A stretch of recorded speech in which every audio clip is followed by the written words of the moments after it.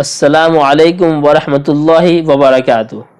معزز ناظرین، بنی اسرائیل میں کفر نامی ایک شخص تھا جو رات دن گناہوں کا کام کیا کرتا تھا۔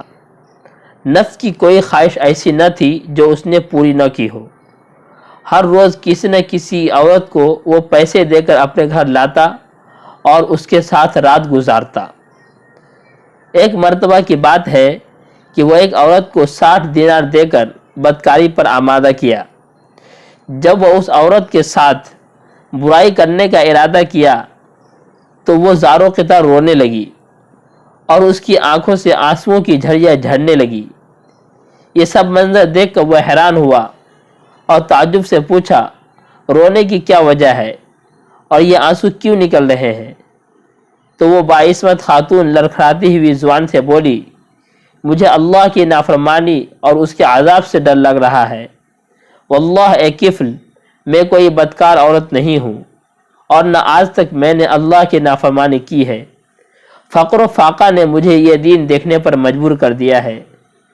اے کفل، مجھ پر رحم کر اور میری پاک دامنی پر گناہ کا دھبا نہ لگا، ورنہ قیامت کے دن میں اللہ کو کیا منہ دکھاؤں گی۔ اس پاک باز اور نیک سیرت خاتون کی باتوں کا اس پر اتنا اثر ہوا کہ وہ زاروں قطع رونے لگا اور اسے اپنی آخرت کے انجام کا خوف ستانے لگا۔ پھر کہا، ایک نیک خاتون، محض ایک گناہ کی وجہ سے تو اپنے پروردگار سے اتنا ڈر رہی ہے، میری تو ساری عمر بدکاریوں اور سیاہ اعمال میں بسر ہو گئی۔ اے بزرگ خاتون، تم اس پر گواہ رہنا، آج سے میں تیرے سامنے سچے دل سے توبہ کرتا ہوں کہ آئندہ میں رب کی ناراضگی والا کام نہیں کروں گا۔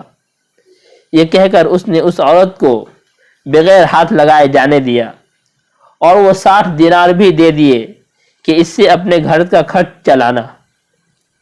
حضور صلی اللہ علیہ وسلم فرماتے ہیں کہ اسی رات اس کا انتقال ہو گیا۔ صبح کو جب لوگ آئے تو دیکھا کہ اس کے دروازے پر یہ جملہ لکھا ہوا ہے، ان اللہ قد غفر الکفر، کہ اللہ نے کفر کی مغفرت فرما دی۔